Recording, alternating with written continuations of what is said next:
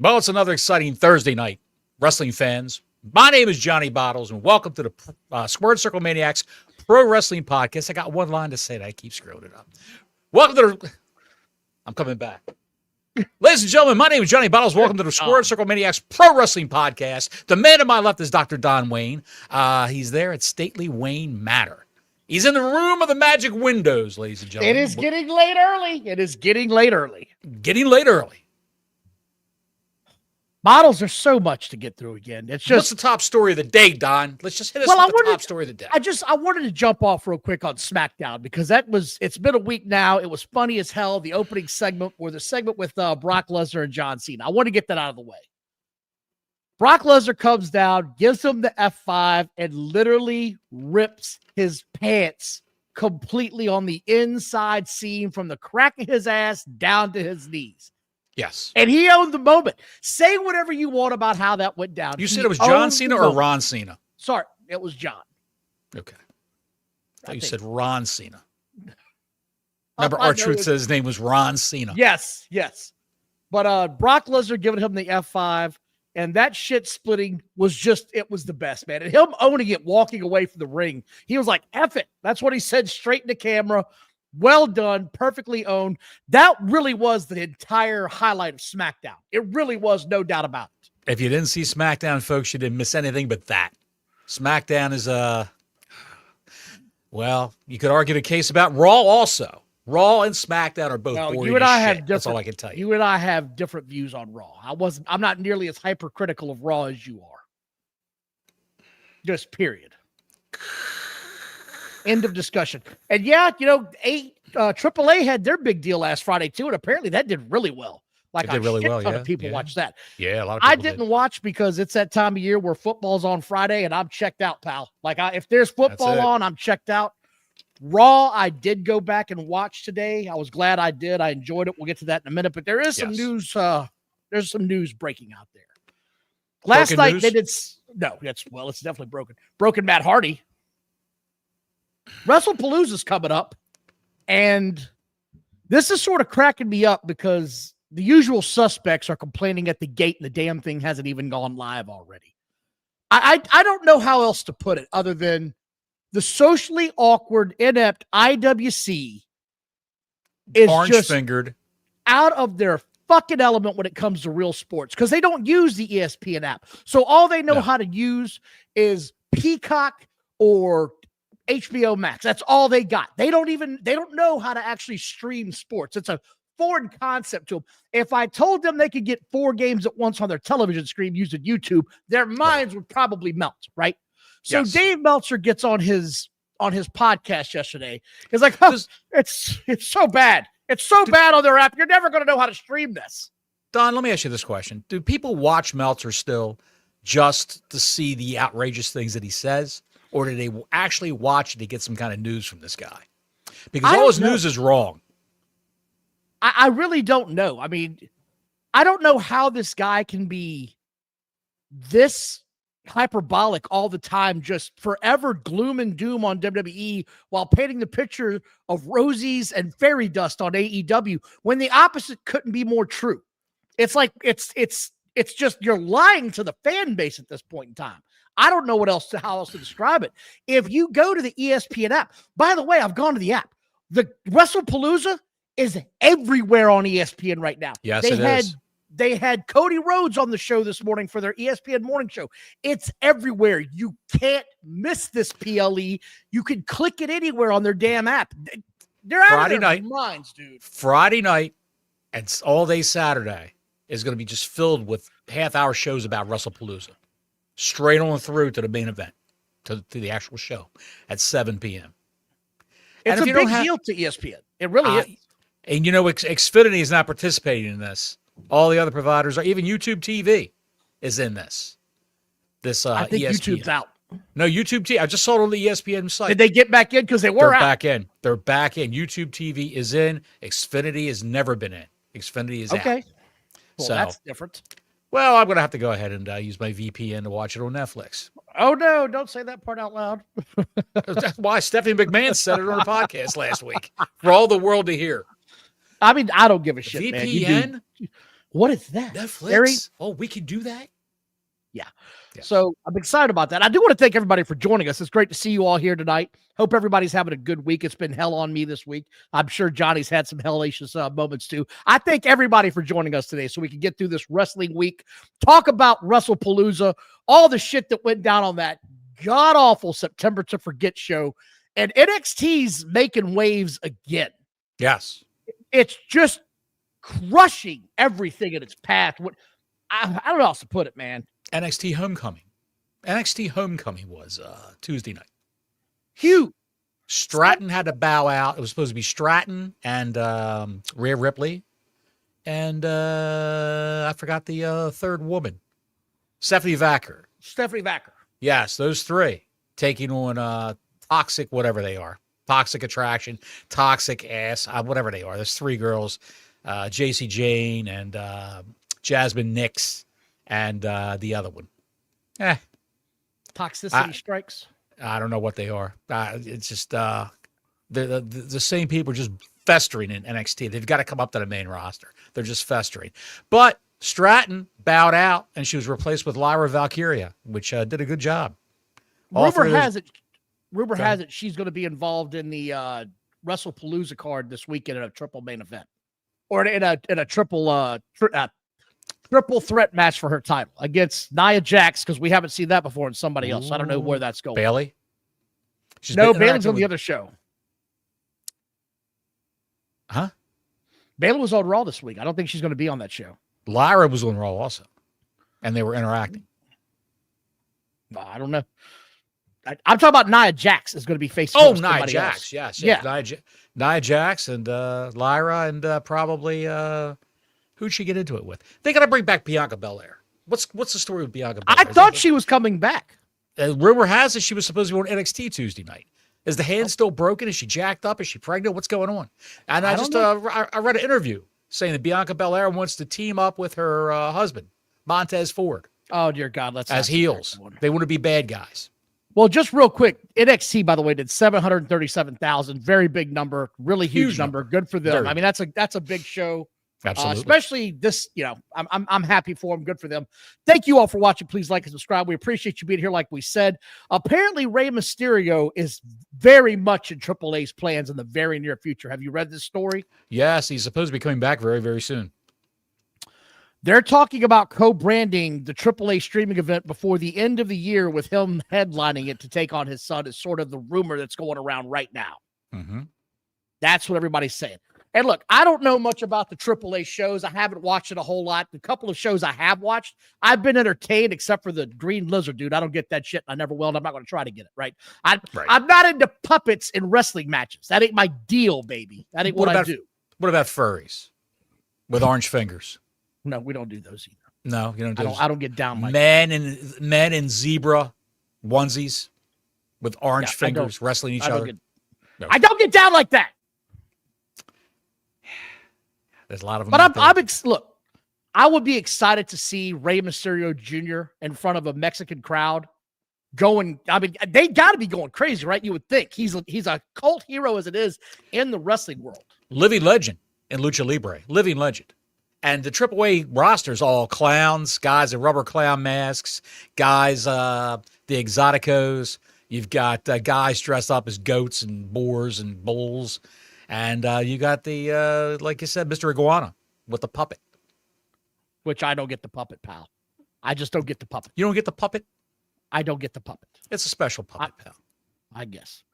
Yeah, it's a little crackly when he first opens it up and puts his hand in. It's a little crackly. You know, we talked about this last week on the show when it came to pass where WWE came out and officially announced that they're going to Saudi Arabia. And I said, I'm guessing it's going to be $250 million. And I'm talking about I stuck the landing on that one, buddy. I stuck the landing on that. Hit it right on the head. Hit it right on the head, Don. This is where it's getting funny, right? Because yes, for those of you who don't know, independent wrestling shows, and I'm sure most of you do, flock to wherever the surrounding towns are that WrestleMania is and put on their shows. John said it's $350 million total, yes, but it's $250 for just WrestleMania. Right. But they flock to these towns where they're at. Flock to them. Well, it's put on their biggest events of the year.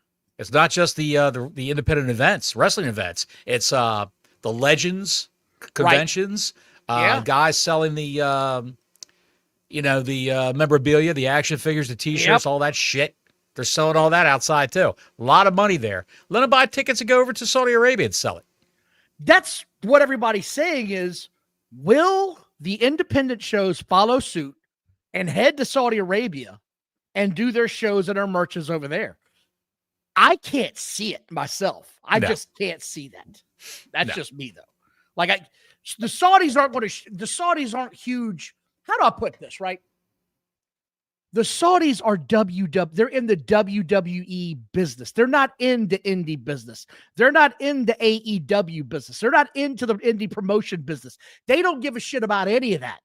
They just know what's on their television, and it's WWE, and they want to see those guys, and that's all they give a shit about. So for anybody, you have the Beast Mottos T-shirt? Do you have the Beast Mottos T-shirt? No. Oh. Will the Undertaker be making an appearance? Yes, we're bringing his 60-old ass out here. Would he be wrestling the Michaels of the Shawn? No. He's got to get 2 knee replacements. Did you see that? Yeah. Yes, I did. Yeah. He's Jack Pal. So I'm curious about that. The other part of this whole thing that's running around like a chicken with its head cut off is some of these morons are pushing the Tony Khan to run a similar show, to run a big show the weekend of WrestleMania in America that weekend. I saw this in 2027. Are you idiots? What kind of program with a big show? What are you going to put on that's going to make anybody want to watch that? Look, I get why people are upset, right? This is an American product. I'm not a big fan of it myself. I get why they did it, but I'm still going to watch. I'm just not a fan of what they've done. Kota Ibushi, Orange Cassidy, Kenny Omega, the secret handshake match. Oh, God. Secret handshake match, Don. You know what that is, the upside down OK sign. Uh-huh. I get why people are upset. I agree. As an American, it's not, I hate it. It would sort of be like the NFL saying, we're taking the Super Bowl to England. Man, fuck you. You are not. That's an American sport. That's tried and true. It may go to Saudi Arabia one day. Who the hell knows? Yeah, buddy. They're already trying to get some of these guys. Well, they're trying to get these guys on these flag football shits right now. Oh, dear God. John coming in hot. Does Ric Flair wrestle at WrestleMania 43? I don't know, but he will absolutely do a plank for a minute if you'll give him a free beer at a bar. Absolutely. Did you see that video today? I saw that stupid shit. Yes, he's out of his mind. He was a drunk. He's a freaking drunk. 30-pack on a pole match. Ric Flair and Eddie Kingston. He's still signed to AEW. So, did you hear that? Flair is still under contract. He's still under contract to AEW. Yes, actually, yes, I did hear that. Whatever happened to his? Thank you, Warrior John, Warrior JWR. By the way, that was pretty good. Whatever happened to his piss water drink? What happened to that? They repackaged it. They rebranded it as Woo Floor Cleaner. I would believe that actually. Woo furniture polish and floor cleaner. I would 100% believe that. I have heard some horrible things about that beverage. It strips the paint off a 78 Gremlin, pal. Dude. But that was the big news coming out last week when they had that big press conference. There's another big piece of news. Joe Hendry is in the news. I believe in Joe Hendry. Have you heard about it? He's going to be phased out of TNA and phased into WWE, the main roster. Well, they're phasing him out of TNA because his contract's coming to an end in December. And they're like, okay, look, you want to go there? That's pretty clear to us now. We're going to help you make that happen. Good for him. I mean, in no uncertain terms, he's got a huge fan base, which is really crazy to me that he really does have a big fan base, Bottles. Does that not like sort of melt your mind? Buddy, he wrote that song. He played all the instruments on it. He sang on it, and it became a top 10 hit when he released it streaming over in Great Britain. They played it on the radio in Great Britain. It was in the top 10 over there. Can you believe that? And before he even became famous in the States, that's how he became famous, with that Joe Hendry song and the little gimmick with the spin around and all that. The guy's great. I like it. But how can I say this? The spinning gimmick and the song is going to go. It's going to grow old soon. It's going to be one of these days. It's going to be past its sell-by date, and the Joe Hendry act will be. He's going to come up with another gimmick. But he can wrestle, Bottles. A few matches I've seen him, he can wrestle. Yes, he can. So you develop the character from there. That's like half the battle getting into this, right? Can you wrestle? You've already got a gimmick. Now it's just about refining your gimmick as you go along. Once you've hit it, you've hit it. I might have to take that gimmick. Say his name and he appears. I believe in Johnny Bottles. I'm going to take that gimmick. When he drops it, I'll pick it up. I'll run with it, Joe. Oh, Absolutely. God, dude, that was a good callback. I haven't seen that video in over a year. That's awesome. The great Mike Digital put that together. Just for Mike, shits and wherever giggles. you are, buddy. Hope you're having fun. Oh, there's also news on the Hurt Syndicate. Rumor has it they want to add another person. Yeah. Well, it won't be. What's the guy's name? Alexander. They're saying it's going to be Cedric. They're saying that's who it's going to be, Cedric Alexander. That company fired his wife. They said she sucked as a wrestler. She said Tony Khan was racist.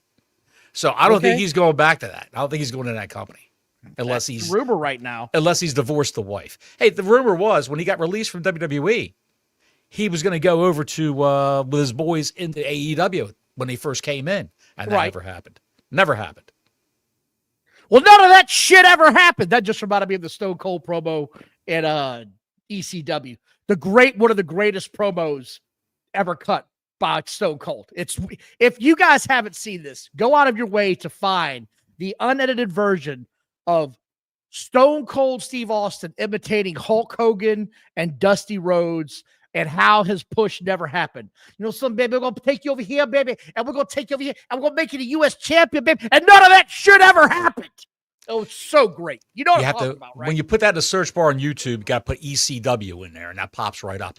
Well, when he got fired from WCW, Paul Heyman, who was his manager at one point in time in the Dangerous Alliance over in the WCW, he brought Austin in because Austin needed the money at the time. And he was still hurt. He was recovering from surgery. So he could only cut promos. And that's how he got so good on the microphone. Right. He wasn't known for his promos in WCW at all. No, because they never gave him credit. But as soon as he got his moment, pal, he ran. Speaking of promos. Mm-hmm.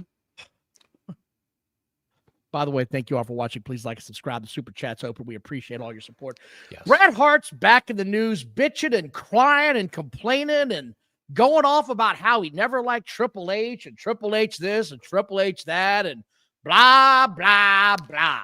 Well, at least he's honest about it. Look, man. He's honest about it, pal. He said it back in the day that he didn't like Triple H at all. Here's the thing, dude. Like, let's stop with the nonsense, all right? It's been almost 30. It's been 30 years now, right? Exactly. It's been 30 years this November.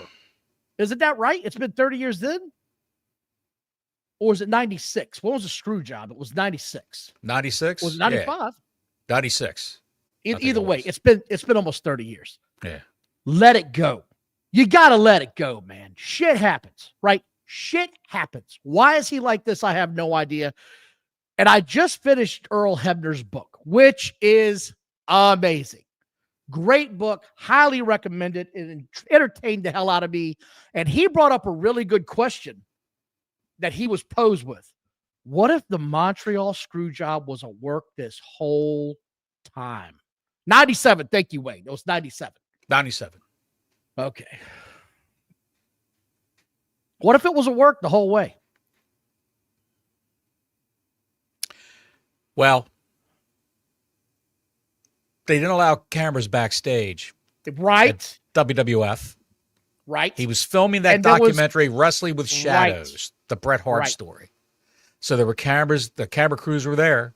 Just so happens all that went down. And it became great fodder for this documentary. Big part of the documentary. Here we go. Where's Don? We lost Don. No, you didn't. Keep going. Oh, he's back. There he is. Big fodder for the documentary. A lot of scenes in there with Bret's wife. Right. Megatron came through. I knew you were behind it, Hunter. Don't play this in with me. You knew about it too. He's going, bullshit, she said. And then he's home talking to the wife. Right. You know, what are we going to have for dinner? Whatever you want to cook, honey. Whatever you want to do. All right. She was a very, very.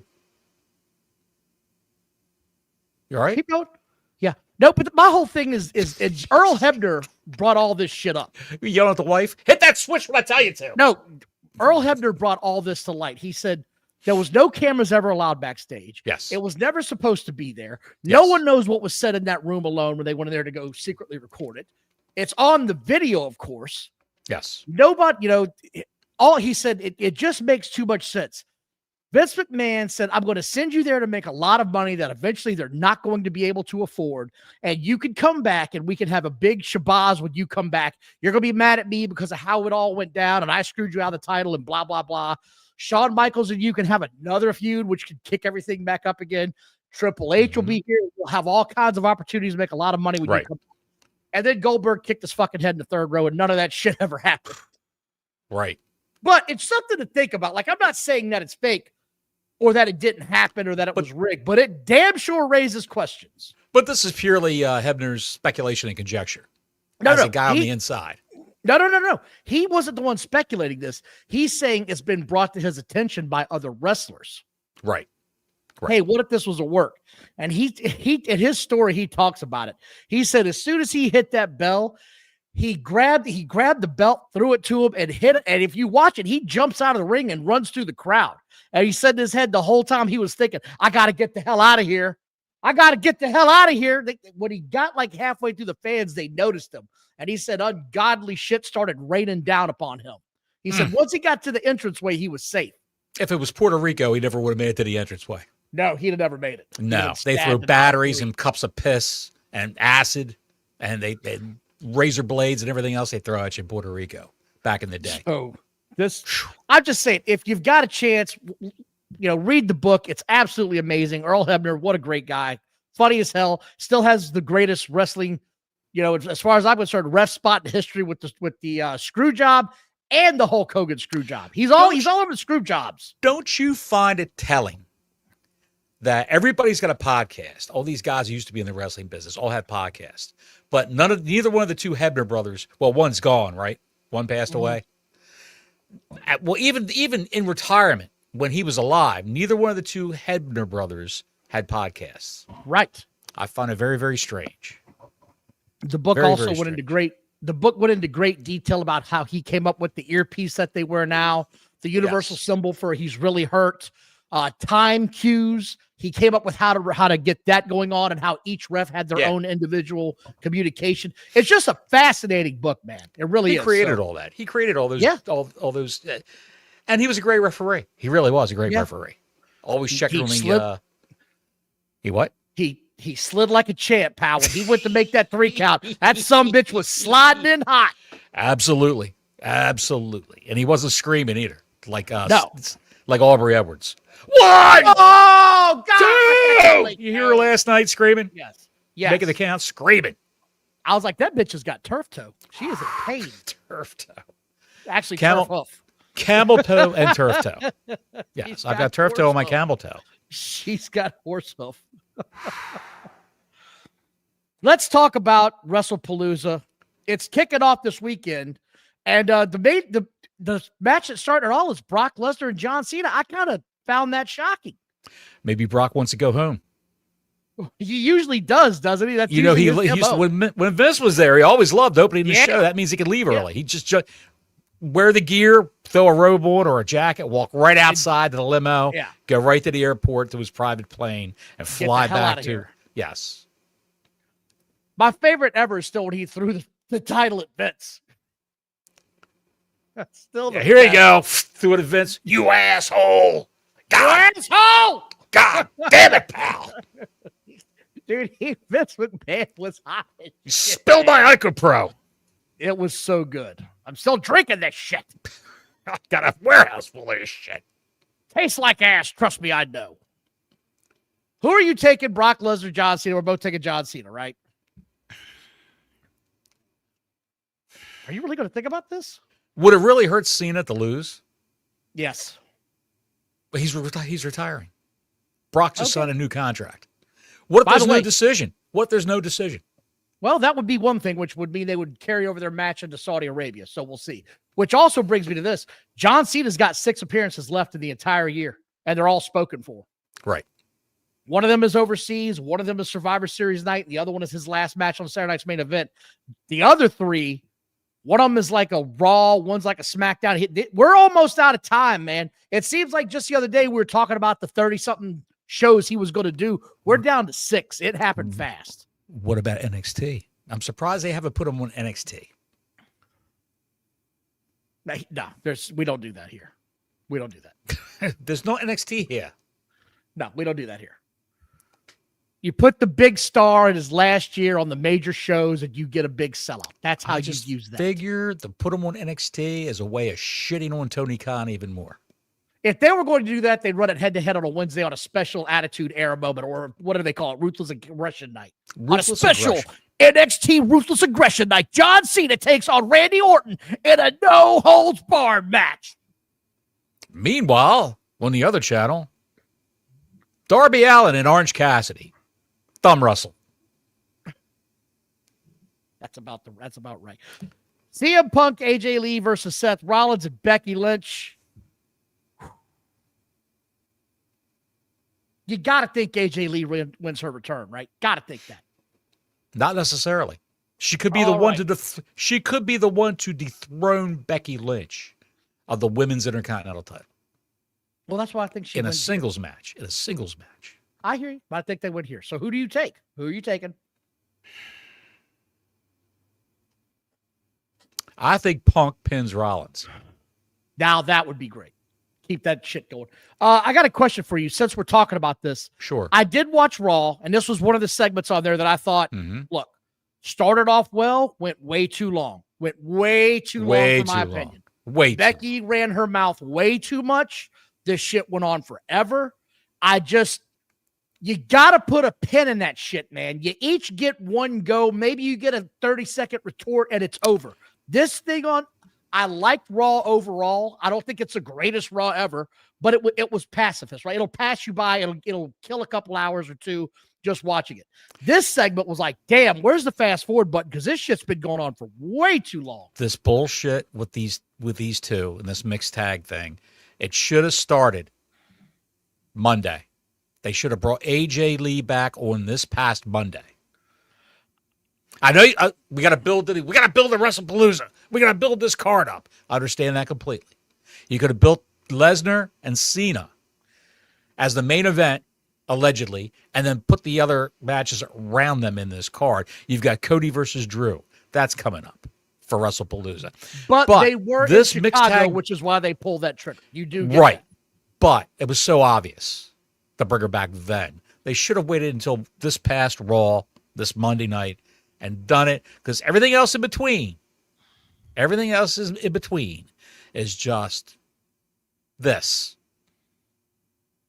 Until no, you know what I'm doing, pal. Picture me with a Mountain Dew and Cheetos, and I'm wearing a zebra hat, and I'm in my basement watching AEW. Yeah. Okay. I'm not picturing that at all. I don't even know why you're going there. Okay. Why would I want to picture that? I don't even know if that's PG. So that was part of it. The other part about Raw I want to go back and touch on real quick was the John Cena opening moment. That was brilliant. And I'm talking about it was just brilliant. I enjoyed everything about it. I thought it was great. The crowd was highly interactive with him. They were ready to see him. They were glad to be part of the show. This was great. So I enjoyed the opening half hour of that show. Just flew by to me. That's just me, though. The problem with Raw is it's the Seth Rollins. What do they call it? The Union? What are they called? The Vision? The Vision Quest? What's that faction called? That's how much I care about it. The two Bronze, Heyman and Rollins. They open the show. They close the show in one form or another. Your microphone's off. Yeah, I know what I'm doing over here, Bottles. You got a lot going on there, pal. Pal, when you're doing a show. When are you doing a show? Just lock the door. No, Keep it's them out not of the that room. easy. Keep We're them still out of the getting- room. We're still That's all you getting, gotta well, we finally got the shit straightened out about the insurance this week. So we're still dealing with some of those remnants, pal. I got Not you, everything pal. is going away that well. They could have just, it's Rollins and company opening the show and another 4 of those guys closing the show. And then you've got the Usos now. And it's just the same shit for the last 8 weeks. It's so boring. When AJ Lee came back, it was a breath of fresh air for me. A breath of fresh air. Lesnar came back, breath of fresh air. Even though it's old news, he's a talent from yesteryear. He can kick But he's still a anybody's ass. megastar, man. He's He's still a megastar. He's still in great shape. He's still got the moves. He can do it. The guy's a freaking nature. Just a freaking nature. They've got to call people up after this show. They've got to call people up from effing NXT. They got to. They got to call some of these people up and move some people down.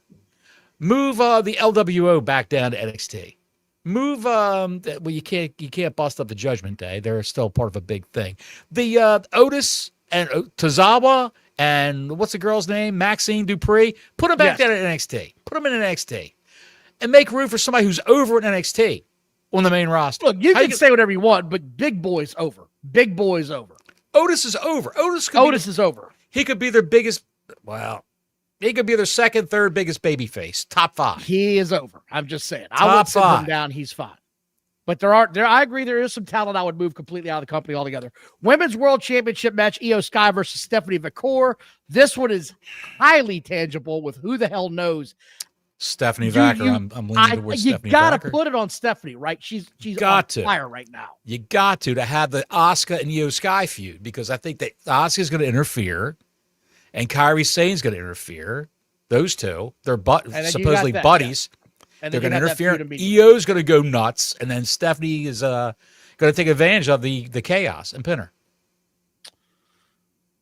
Undisputed championship, Cody Rhodes versus Drew. Cody wins that one. I don't think that's any question. Of course. Usos, Jimmy and Jay versus The Vision. Braun Breaker and Bronson Reed. I think somebody is going to get surprised by that one. I think you're going to have a shocking ending on that. I think LA Knight's going to get involved. I do too. We just gave Jay the old blunt force trauma closing that Raw. Yeah. So I think he's going to get involved. And I wouldn't be surprised if LA Knight, they actually move LA Knight into that faction of the Vision. Okay. Hey, Heyman can come up to them and say, what else you got going on? It's not like they won't sell merch. They'll still sell the LA Knight merch. They're selling Braun Breaker shirts like crazy.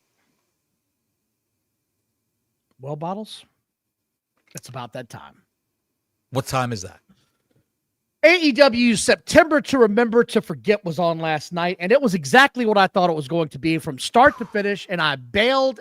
I watched it fully for the 2 hours, and I said, I'm not watching Collision. September to Remember came and went without a care in the world. Nothing major happened. No major storylines occurred.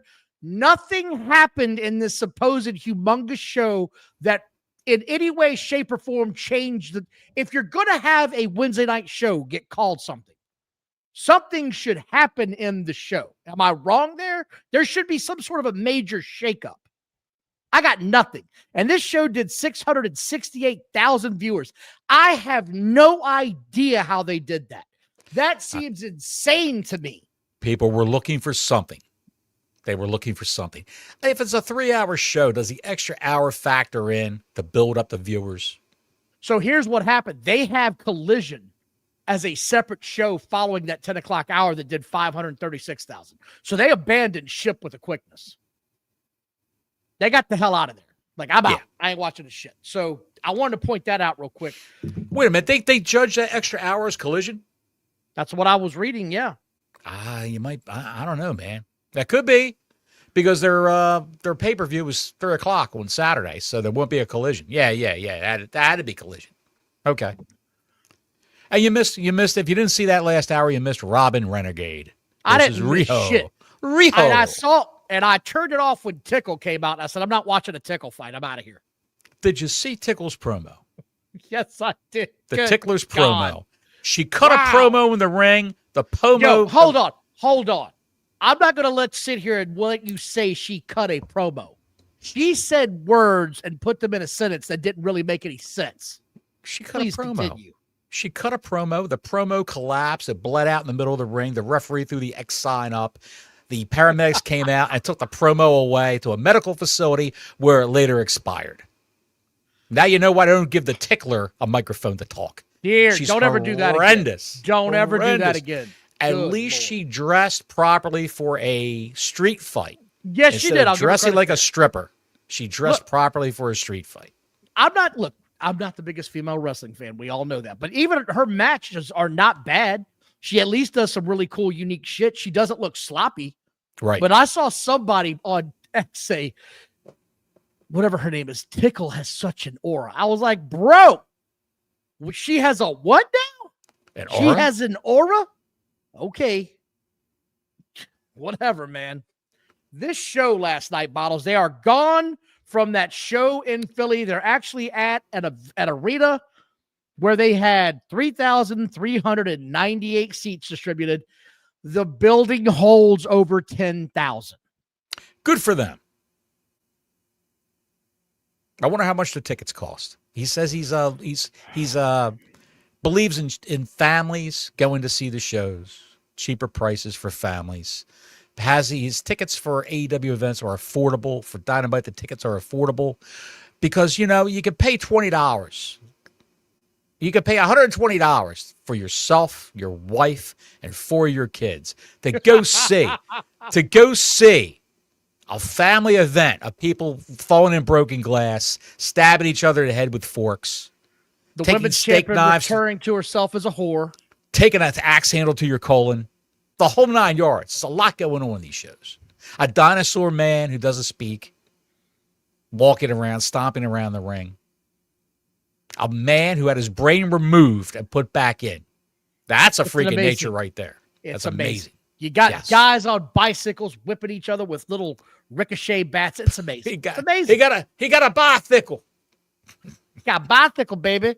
By the way, thank you all for watching tonight. Hope you're enjoying the show. If you got anything you want to say, let us know. Appreciate you all because Tony Schiavone comes out and squeals on the microphone. His voice sounded really shot last night, and I really noticed it. And I'm trying, it's not shit on Tony Schiavone Day, although Tony Schiavone has got a chapped ass right now with Conrad Thompson on his show with Conrad Thompson. I don't know if you saw that or not. Oh, I he was saw it. Mad pal. as shit. I saw it, pal. Everybody's ragging on the booking. He says, have them book a card for us and then have them go F themselves too. That's what he said. Tony, I got news for you. There's probably a bunch of minds out here in the wrestling community, and I'm not saying they all are. Trust me, I'm not. But there's probably some guys out here that have a better idea about this show than he does. I mean, seriously. Well, when you're booking the card while you're driving to the arena, it's just a recipe for disaster. When you're booking a card, when you're driving to the arena, baby, I can't do it like you do, and you're drinking White Claw, and you got the talcum powder around your nostrils, it's going to be a bad ending, baby. A bad ending. What will Harley Race say about the booking? I told that motherfucker to get it called in the ring. This is bullshit. What are we doing? Bring in Flair, have him do a plank. Where's my Marlboros? We're going to get back to that. Tony Schiavone says, we're going to bring out the Hangman, and he comes out. And then he brings out Kyle, and Kyle comes out with Don No, you skipped Callis. over something completely. Okay. You skipped over a match. You skipped over Moxley, the greatest wrestler of all time, versus Roderick Strong. That's next, isn't it? I thought it was first. That was first. No, that's next. I watched it out of order, I guess. Yes, you did. I am sorry. I am sorry. I'll get you there, baby. He's got to calm down. I told this motherfucker to watch the show, and he didn't do Warrior it. JWR with $199. What do you think? What do you guys think about Paramount buying WBD? That's a great question. I think that's going to be the same way when who came There's in a and phrase, bought, Bottles. There's What's a that, phrase, pal? Bottles. History repeating itself. When Yes. Warner Brothers Discovery merged with Ted Turner and became or AOL when they merged with AOL. and Warner Brothers with Ted Turner merged with them, it's the same thing. They're going to get rid of it. I don't see anywhere where this is going to work out for AEW. No. I don't see where they're going to keep this brand on a television. I don't see where you keep this company active on a Wednesday night on a time slot for 2 hours when a rerun of Wonder Woman or Superman or whatever the hell they got can absolutely do a bigger number. They crack over 1 million, 2 million.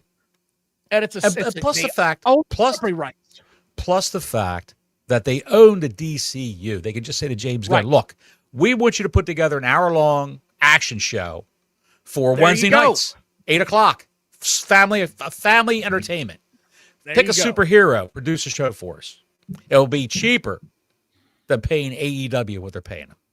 So I don't think 52 episodes, Don, $185 million a year, 52 episodes of AEW Dynamite. What all they got to do is do 13 episodes for a DCU show, and then throw in Big Bang reruns and wait till another edition of a new DCU show comes out or whatever. I don't think it. I don't World's think it's craziest car chases. You can put that on. They own that too. Yeah. That's on True TV. Take True TV content, throw that shit on.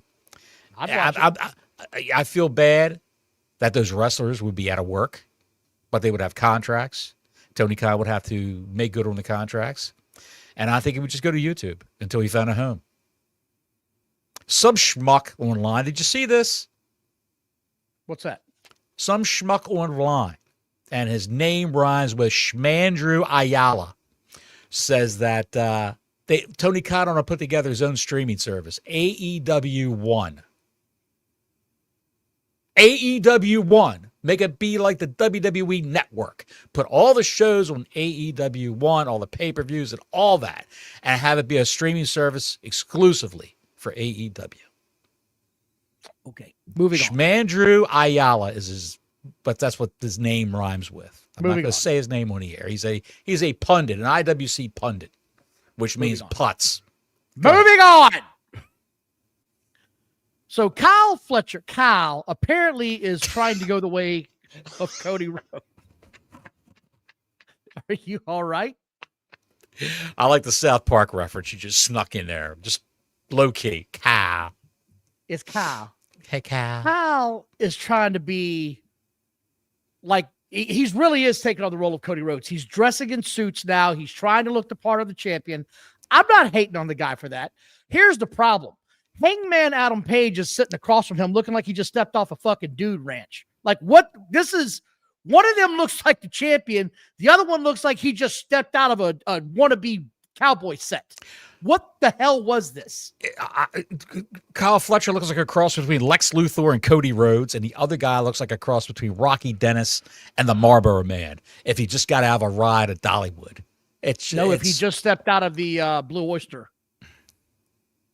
Hello.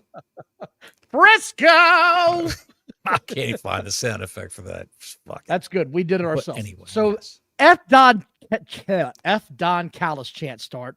Don cuts a promo. Then Hangman says, everyone is tired of the run-ins. That's not why we're doing this. It's not because everybody's tired of it. He says it's because the roster could look up to you. You are going to have to be the man who is worthy of it.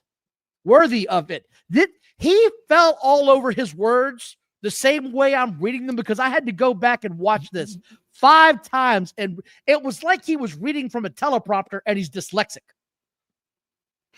It was fucking awful. Buddy, it's horrendous. It's like watching Alexandria Ocasio-Cortez make a speech. The longer it goes, the worse it gets. It just sounds horrible. This was so bad. I don't have words for how this just went horrible. Completely off the rails. And Kyle Fletcher's got the voice. He's got the voice like this. I just got out of the basement of the science building. I'm meeting you in the quad for a duel. I don't like any of that. Hangman goes on to tell Kyle that if his Don Callis brethren get involved, that he is going to not only get DQ'd immediately, but he'll lose his TNT title. And Kyle says he's going to fulfill his destiny this weekend, and he's better than Page ever was. This thing was fucking dreadful. Who was better than Wow. Paige ever was? Kyle. Kyle, what are you doing over there wrestling? I can't, if you didn't see this, I can't put into words how ungodly bad this was. Horrible. It was the Horrible. song that never ends, and it kept running into itself the whole time. Why would they put this on at the beginning of their show where it's just awful? You're going to turn this on. It's like it couldn't get any worse. I mean, on the other channel, if they had Seth Rollins come out to a podium and debate Otis for when the war in the Ukraine, that's the equivalent of this. It's horrible. And these assholes are bidding the pay-per-view this Saturday. They're main eventing the pay-per-view. Exactly. And they're building up heat for this with this bullshit? Of course not. Of course not. You didn't see the end of the show. Yeah, no, hell no. The end of the show was a big scrum. All these tag teams ran out. All these people ran to the ring. The Don Callis family was there. Hangman runs out. He gets into it with Kyle Fletcher. And Kyle Fletcher gives him a brain buster off the ring apron onto a table at ringside. Would you trust Kyle Fletcher? No, hell no. Not Your after head and what your he neck. did- no, not after what he did to Homeboy. No, not at all. Hell no. What's Not his at name again? Adam Cole. Yeah. Adam By the Cole. way, here's wrestling idiots are still trying to argue with me and you that his head did not hit the side of the apron in that move. They're still arguing that didn't happen. He put his arm up. He put his right arm up and blocked it. That's what he did. I saw it. I saw the whole thing. He brained his ass on the side of the apron Brained in him. his career. Yes, absolutely. That guy's done. Idiots. Done. And then he wrestled. They let him wrestle. Yeah. And a week later, Fletcher clotheslines him and knocks him out in the He ring. was still It's an brain episode of- busted. It was Right. still bruised, so whatever. Exactly. So Anyway, that's a double header.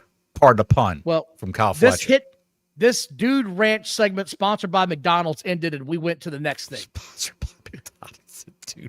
The Dude Ranch rap from the Dude Ranch rap from McDonald's. Maddie with the $1.99. That's a bad cow. That's my pop cow.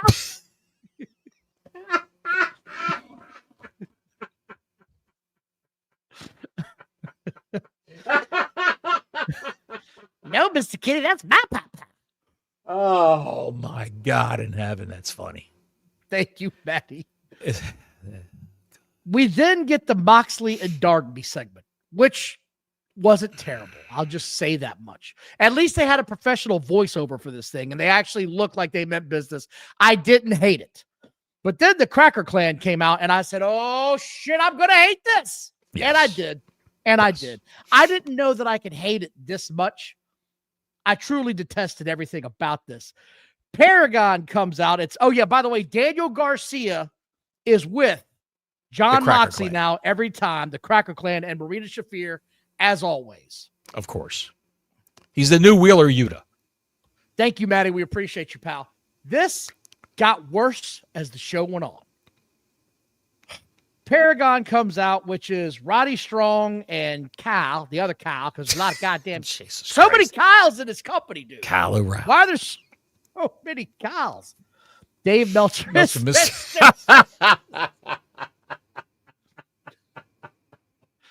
Oh This is my going God. Off the rails. And Alvarez is Mr. Slave. Holy shit. Oh, Jesus Christ. Dave, you're wrong about the streaming numbers. Oh, Jesus Christ. Thank you, Warrior. We appreciate it. So here we go. This match takes off, and immediately Roderick Strong dives out and kicks Garcia in the face. He's not involved in the match. It's a one-on-one match. I don't know why this is happening so quickly, but here we go. And Strong Mox is a comes face. out. Strong is a Yep. face after being a heel for years. He's a face, and I don't know. I don't know what's going on. Go ahead. They're outside the ring immediately. Mox comes out to kick his ass. Kick his ass, Seabass. That's what happened here. Kick his ass, Seabass. The uppercut portion of this arena, the upper portion of the arena, if you didn't notice this, was completely blacked out. Of course. There were no lights. There were no seats. If you didn't know how big this building was, you'd have thought it was just a lower bowl arena with the roof right above them. No, sir. That shit was tarped off. Right. Tarped in was real last night. Yes, it was. Home Depot was out of tarps, I heard, in that area. So Kyle and Daniel Garcia have the dumbest head-to-head segment. Daniel Garcia does it all the time. It's the dumbest shit ever, where you touch foreheads and he starts when his head is on your forehead. He's like, it is the shit you would do if you've never been in a real fight and you would think this is how it gets started. It looks so pathetically bad. It's something that 8-year-old boys do on the schoolyard when they're having a fight. They put their heads together like that and push with their heads. This just absolutely sucked from the that you look. Well, we've said this a couple times. I'm gonna say it again. You can't be the dancing goof for the last 3 years and then suddenly go, okay, now I'm a badass and have me believe you. You are the dancing goofball. No one takes you seriously. No one's ever going to take you seriously again. You thought it was cute. You realize it's not a long-term career move. You regretted it, and now you're trying to reverse course. You can't reverse course in one night and suddenly go to Captain Billy Badass because you want to get face-to-face with somebody. This just... Fuck that guy, man. Well, there was a bidding war between AEW and WWE. That's what I heard. And he was in the band, pal. He was very much in the band. Yeah, Daniel Garcia. As this Shawn Michaels said, bring me a dancing goof in NXT. I need a dancing goof. I want that son of a bitch on my desk by 3 p.m. or you're fired. And then John learned and I said, oh, shit, he's serious. We better go find that kid. Vince said, I'll just shit on his desk. This thing a flaming bag of Vince's shit. Yes. On Shawn Michaels' desk, just burning away. I see it now. He comes in to super kick it and it flies on the wall. He's not super kicking nothing, pal, with those bad knees. He's not. No. This is where it gets worse. Did you see the god-awful top rope spot that Roderick Strong and Moxley, quote-unquote, did? Tried to do, yes. What the hell? They just fucking, like Davey Boy Smith said, he fucking fell. Just fell. I didn't know. You thought somebody was hurt, didn't you? I didn't know who gave the move and who supposedly took the move because Moxley landed on his feet and then sort of was like, oh, shit, I guess I'll fall on my face. Roderick Strong fell completely on his stomach. It just looked like shit. It did. Moxley does not want to sell for anything, for anybody. He doesn't want to sell. It's just the way it is. It's like they got to the top rope and Moxley said, well, you got us up here. What do you want to do now? And he was like, I don't know. I didn't think this through. How about if I just sort of bulldog you? No, you're not. Let me ask you this question. If they took Moxley off TV for 6 months, would it be beneficial to the program? Yes. Absolutely. Yes. Absolutely. And reboot him and tell him, you cannot come out here and act like Stone Cold anymore. You can't do it. Stop cosplaying as Stone Cold. Right. He's not Stone Cold. It comes off as forced, hammy, ridiculous. Yes. Speaking of ridiculous, he's such a great wrestler. Speaking of ridiculous, Garcia and Kyle O'Reilly start fighting on the outside. Kyle, and I say it that way because did you see the shots that Kyle was? He was punching him in the shoulder. Yes. Buddy, if you watch these matches carefully on this program, there's a lot of that going on. Yeah, Tony Storm this was blatantly bad. Tony Storm did a run in later on in the show, and she took her right hand and punched her left hand until it said no mas, no mas. Just that was, dude, it was so blatantly bad. Horrible. By the way, thank you for watching. Please like and subscribe. Hit the super Give us a ring-a-ling with a ding-a-ling. Thank you so much. Yes, please. Please. Super chat's open. We appreciate you. Yeah. This match ended. Moxley won. We knew he would. Then we get the MJF Briscoe recap. And suddenly HBO pay-per-view is just getting advertised everywhere. It's all over this show. They're desperate. I noticed that right away. They're desperate, are. buddy. This is the first one, isn't it? This is the first show that on HBO pay-per-view. HBO is going to say, well, nobody's watching it. Nobody's streaming the shows. Nobody bought the pay-per-view except for like 59 people. And we talked about this last week. Tony Khan's the last guy on the short bus realizing the pay-per-view field is dead. It's over. The pay-per-view brand is dead, man. The only thing that's hitting on pay-per-views is usually rentals for movies that are still in the box office because people are sick and tired of going to movies to having some asshole in front of them or behind them texting on their phone the whole time while some other little son of a bitch in the left-hand row is screaming at his mom and this jackass is taking a phone call 30 minutes in. I'm out. I'm out on movie theaters. You go to movie theaters nowadays, you look over, it's still fairly light in there, and they got the little quizzes up on the screen. You look over, you see a woman carried a baby. Ed. That's what I say. I'm done. I'm out. I'm out the door. I'd like a refund. There's a screaming junior in there waiting to happen. Yes. Someone just walked in with a 4-legged bomb about to go off as soon as it gets dark in there. Sticking around. Right. Ricochet comes out with Toei Leona, and he's having a match. Toei Leona. David Duchovny's wife appeared in AEW. I don't know, pal. All I know is it said Toei Leone. He came out. He looked like he was the head of the Water Buffalo Lodge. He was on the trying Flintstones. to be the chief head of the council. And the Hurt Syndicate comes out with Bobby Lashley. And that match, like it or not, I like this match. They beat the shit out of each other. This thing hit like a truck. I like the business afterwards. The piece of business they did afterwards where it all broke down into a free-for-all. You can say whatever you want. MVP's going to lay that shit in because he broke his cane over Ricochet's back. And it didn't look rigged to me. I don't know about you. When he went full force. And Ricochet was like spasming on the floor outside the ring, which you never see him do. So that, the middle of his back probably has a huge welt on it today. I enjoyed the schmaz at the end. I enjoyed this whole thing. I liked all of this. Okay, let me ask you this question. Let me ask you this question, Don. Let me ask you this question. Yeah, what happens when the Hurt Syndicate beats those three guys into the ground? Who are they going to take on next? They're not. Ricochet's faction's getting over. Watch. Put it on the board. You think those three guys are going to do the job for Ricochet's faction? Yep. I think you're wrong. And we bet a pizza on it. I'm not betting dick, okay? I'm not betting dick. It's professional wrestling, pal. It's very fluid. It can go either way. Okay. Anyway, I'll tell you what. I'll bet you. Drop my hot pocket. I'll bet you a hot pocket. I'll mail you a hot pocket from Florida, sunny Florida. My hot pocket's thawed out. Screech is back in the ring. Dad, you got an envelope from Mr. Bottles. It smells kind of funny. We'll see. Screech is back in the ring, and he introduces Copeland and Christian. Who? Cope is not.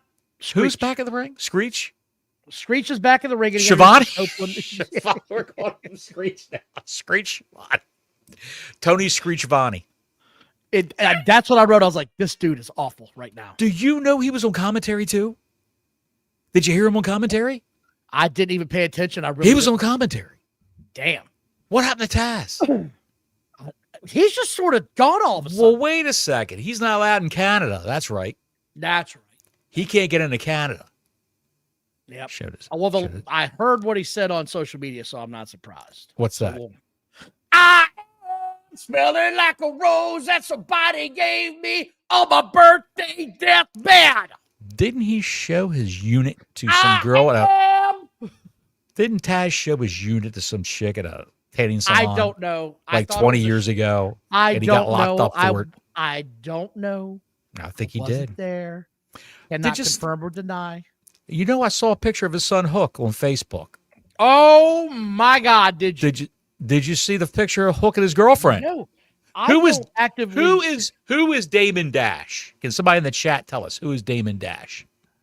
Is he a rapper? Is he a rap producer? I think he's a rap producer. Damon Why Dash. Is this important? Because he's a rapper. Why? Hook is dating the daughter of Damon Dash.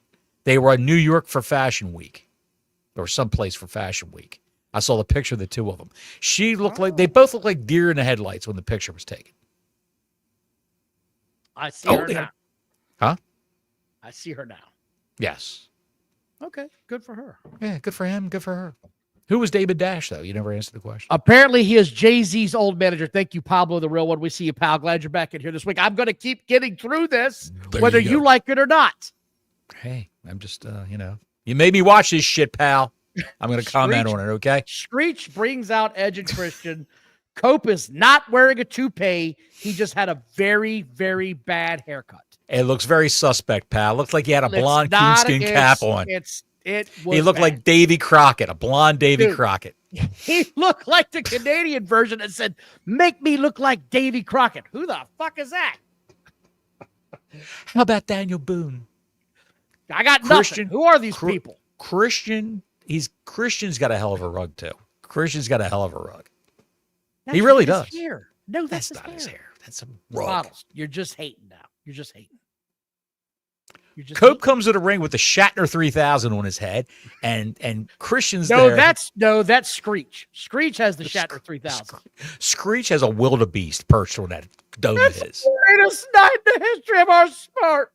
We're desperately out of time. If you don't believe me, listen to my hair.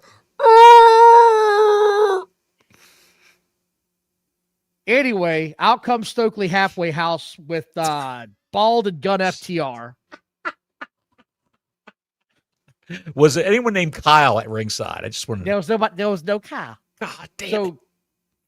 This thing, they cut promos on each other, and Christian's run right now, I don't give a shit, has been it's been extraordinary. Great. It's been so for everybody that says we shit on them all the time, Christian's having a great run. He just can't have 20-minute matches anymore, and that's okay. What have we liked about this show so far? We liked Christian. We like the hurt people. And that match. We like Taya Leone, David Duchovny's partner. We liked all that. What got me to pop was the end of this when Christian goes, $100,000 for getting into a fight with you, huh? Well, that doesn't mean shit to me. I'm rich. And he just hauls off and nails him. I was like, yes, this is great, man. This was great. I thought we were going to go with all full rah-rah from Bald FTR. No, they're going full. They're going weird here. They're getting weird. Did you notice? And then we talked about this on the phone last night. Edge and Christian tower over Bald and Gun FTR. Holy shit. All right, folks, just let this sink in. And I'm not saying that the WWE is the land of giants anymore. I know they're not. They've got a lot of average-looking dudes now. But when you see the big guys in the ring, it stands out. Brock's a big bastard. In regular clothing. They both had both teams had on regular clothing. And they were just looking, they were literally like, there was this big of a difference in the height gap. Edge was talking, and they're looking up at him like that. Yeah. And I said that to you, and you laughed your ass off in a bourbon fit. You were cracking up. I said, look at this. They're like staring up at him like kids listening to their fathers talk. I love to see. I can't wait to see what they look like in the ring together on Saturday when they both have they all have the wrestling boots on, and FTR's got the lifts in their boots. I'm convinced the rugs come off. The rugs come off. Those rugs are glued down pretty good, pal. I'm sure Harwood said, "Where'd you get that thing? Hook me up with your guy." By the way, this is when this whole show went off the rails, and I'm not long for this earth when this shit starts. No. The Bucks are backstage, and immediately with Renee Moxley Good, or Renee Baguette, as I love to call her, and the sound is atrocious. It's that echoing. Staticky it's echo. awful. And it's back. It sounds like somebody's on a walkie-talkie conducting an interview. And they have got to be the worst actors I've ever seen in wrestling on a main stage for this long. They really are, dude. This was just awful. Because they think, you know why they're so bad? Because they think everything they do is fantastic. Yes, you're right. That's what it is. They think everything they do is fantastic. They call each other in the bathroom when they finish wiping. Look how I wiped. You can't do that. Get a picture of it. Put it up on YouTube. Mom, come in here and take a picture of this. This is fantastic. This is how that must be 40 Keurigs. South Park reference. They go back and they start showing them giving away money. He's going to the casino because they won the $500,000 match last week, and they were paying the entrance guy to hook up their entrance. This just instead of keeping the money, they'd rather just throw it all around everybody. Every swinging dick at ringside. Here you go. Here's $100. Great sign. It's horrible. This sucked so bad. How was the crowd when he came out, Don? What kind of reaction? Gave a shit when they came Nobody. out. Nobody. Nobody. They killed their whole gimmick. They killed themselves as performers. They put on 5-star matches. Bullshit. Bullshit.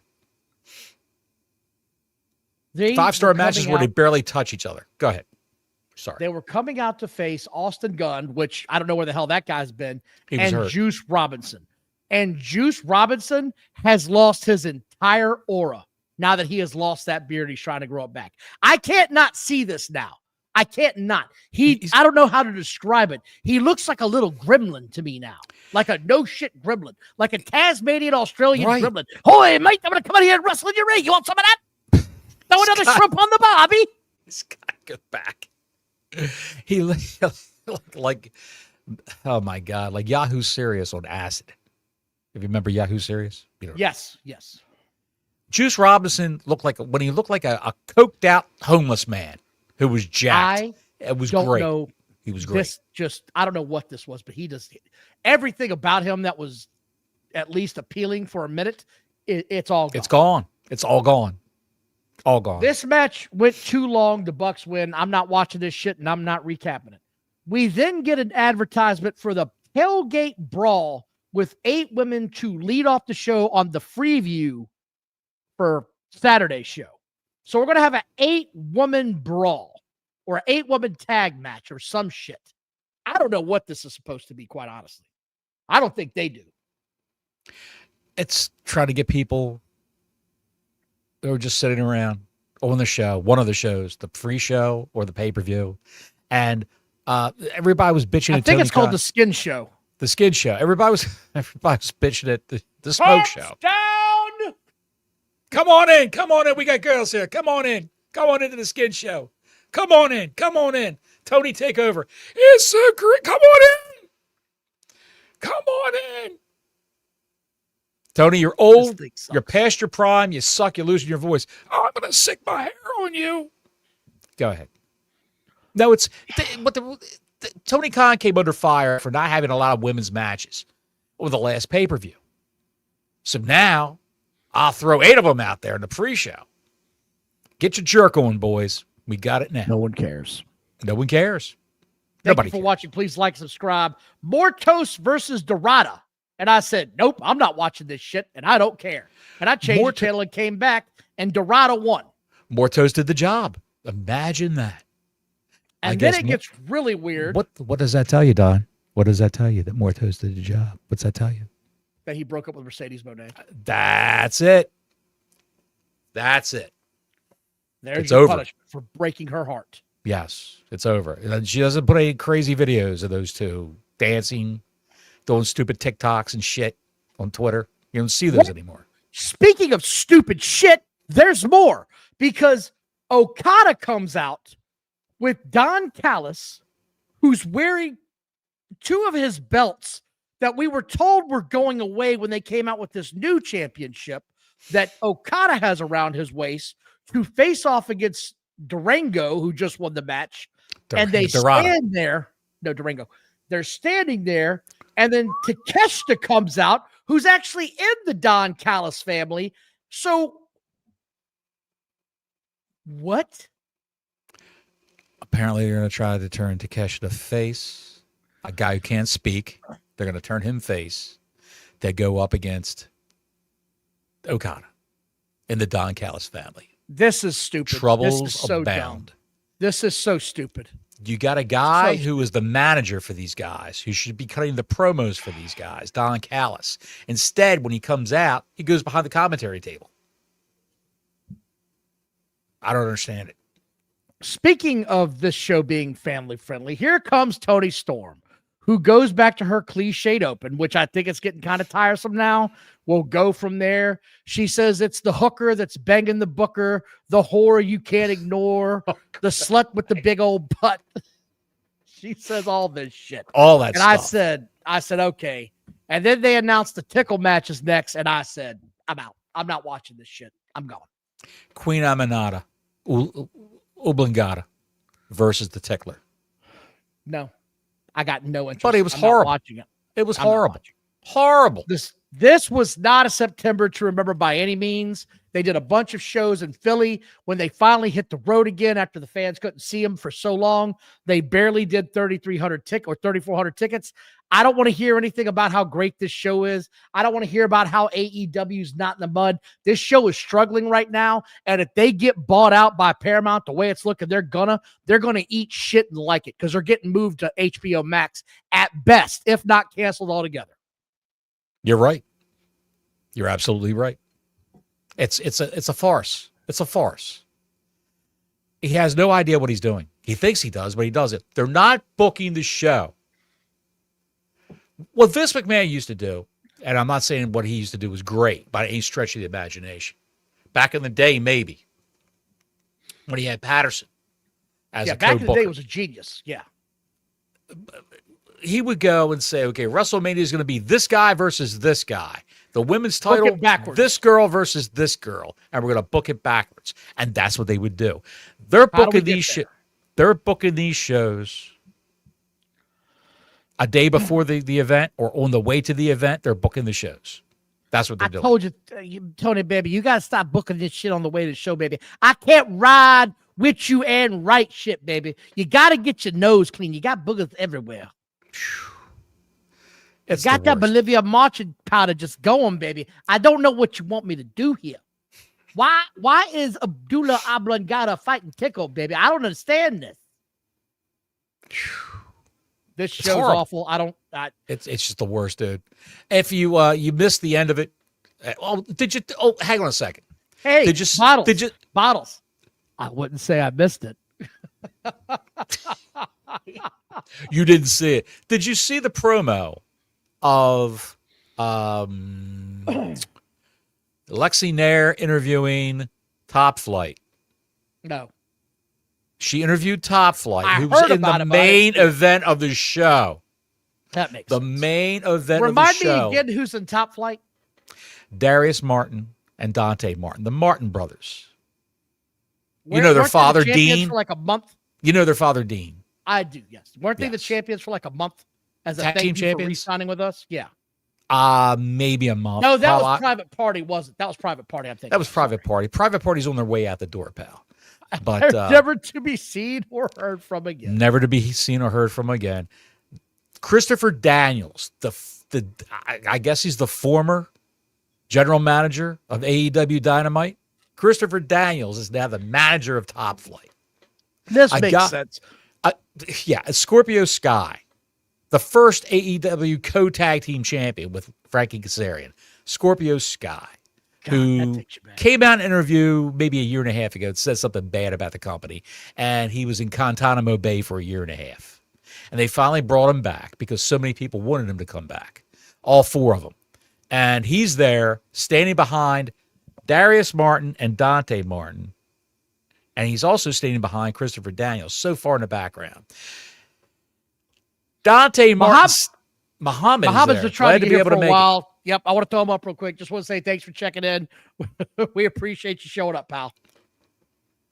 Dante Martin is eating, when the interview starts, he's eating some kind of salted nuts out of his hand. And he realizes he's on TV. And he goes and puts him balls him up in his hand and slides him into his front left pocket. And then he starts shaking. He goes like this to shake the salt off his fingers. Like, that's not, people aren't looking at him on TV. While his brother, Darius, cuts a promo. Meanwhile, the guy who's supposed to be doing the talking for all three of these guys is standing there like in a vest and a tie. Got his arm around Darius Martin. What the hell? I'm glad to be here today. Dollar General Adam Pearce is standing there behind him. I'm thinking, what is going on here? And meanwhile, it's like,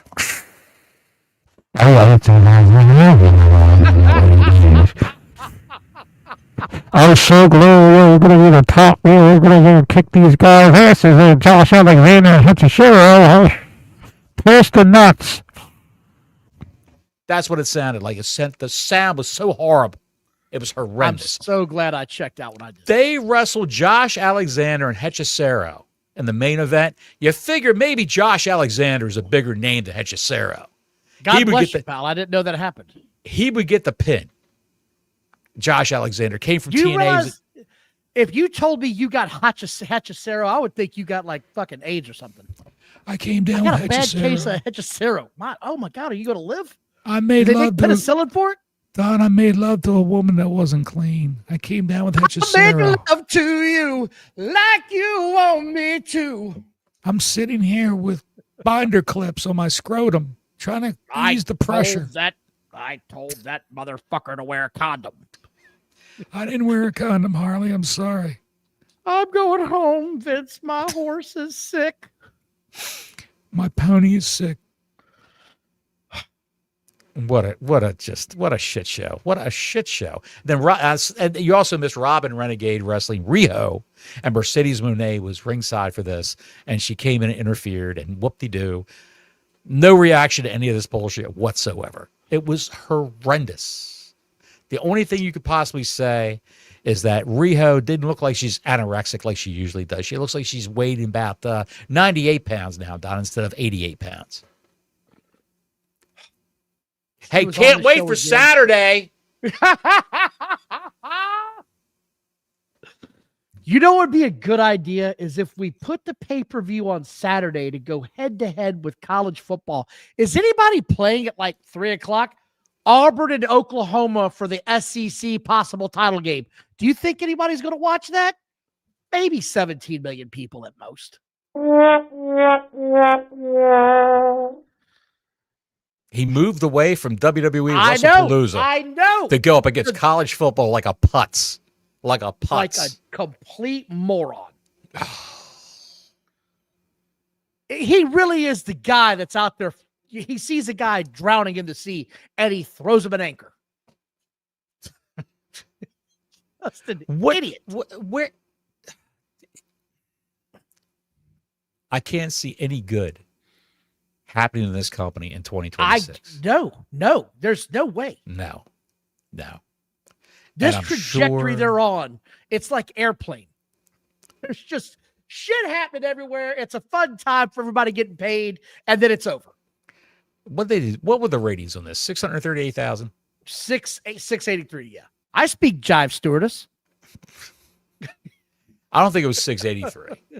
It was 683. That's what they're saying. 680. The streets are saying. That's what they're Streets saying. are saying 683. That's what I hear. They're lucky they got 683. They're lucky they got 683,000. That's an anomaly. 668. 668. 668. They're lucky they got 668. That's an anomaly. 168,000 other wrestling fans who usually don't watch it every week tuned in to say, maybe they're not going to suck this much. Maybe they'll suck less this week. I was wrong. I was so wrong. This was a $2 hooker on Main Street suck factor. You know what that $2 hooker said? I'm gonna gargle your piss!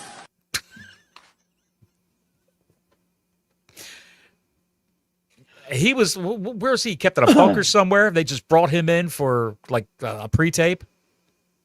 Well, that was the other part we didn't really talk about that much was when I think I might even forgot to write it down because I was just watching it. So we forgot to talk about this. MJF goes barging into Tony Khan's office to yell at him and he's screaming at him. And apparently the guy that said he was once afraid for his life sacked up and started screaming back at MJF and told him it was going to be that kind of match and he could leave. It was another bad segment of the show. I think I intentionally blanked that out because I do like MJF and I didn't want to remember that. You know what Tony Khan also said to him? I don't care. You come in my face, I'm going to fight you. That's what he said. That's what he said. I want to thank everybody for watching. We appreciate your time. Please like and subscribe. Hit that notifications button. We'll be back next Thursday. Be sure to tune in. We appreciate you. We're trying to make some money here, Don. We got a sponsor. We actually have a sponsor this week. Yes, we do. All right. Hit it. I saw your name light up the screen. Did I try to should have stayed unseen? You thought your love for someone new, so I hit that bam button on you. Banned from my heart as well as the chat. No coming back, no fixing that. You broke the rules, you crossed the line. Now your username's gone and so is mine. Neckbeard Music Weekly says, from Dave Meltzer, it's pure crap. KTEL Records, Don Wayne's greatest hits. Like and subscribe. Thank you. Until next week, Gordon Soley saying so long from the Sunshine State.